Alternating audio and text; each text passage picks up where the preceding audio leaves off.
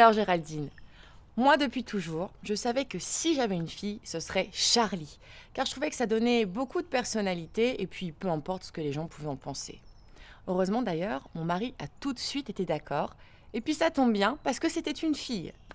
Aujourd'hui d'ailleurs, je suis surprise de voir qu'il y a de plus en plus de Charlie pour une fille.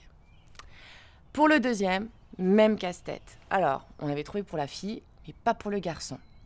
D'ailleurs, je me souviens encore, la veille de l'accouchement, mon mari cherchait des prénoms sur Internet. Alors là, je lui ai dit, non, tu vas pas me stresser avec ça, on l'appelle Mika, à point c'est tout. Et là encore, je ne regrette pas parce que ça lui va très bien. Pour le choix du prénom, il y a quelques pièges à éviter. Par exemple, pense à harmoniser le prénom avec le nom de famille. Entraîne-toi à les prononcer à voix haute pour voir comment ça sonne. Géraldine Chaplin, ça sonne bien, non?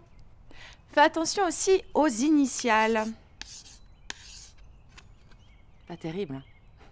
Alors sache qu'au regard de la loi, le choix du prénom par les parents est libre, mais il ne doit pas nuire à l'enfant. Un prénom ridicule ou imprononçable risque d'être refusé. Le choix du prénom est une grande aventure, un moment assez exaltant et émouvant à la fois. C'est une des premières responsabilités que l'on porte vis-à-vis de son bébé, et c'est pour ça qu'on ne peut pas le choisir à la légère. Chaque prénom a un sens. Qui ne s'est pas précipité sur les petits résumés de la signification de son prénom? Alors, Sophie, ça veut dire sagesse en grec. Il y a une part d'histoire, d'affectif, de symbole, d'appartenance aussi à une origine réelle ou rêvée.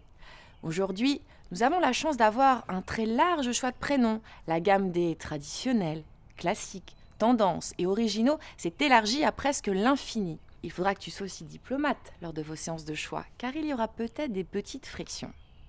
Si par exemple le futur papa veut faire plaisir à tel ou tel membre de sa famille en choisissant un de leurs prénoms.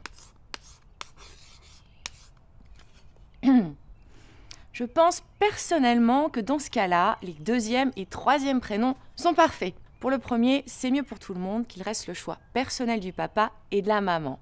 Et puis, tu verras, quand vous aurez trouvé, vous ne pourrez plus imaginer un autre prénom pour votre bébé.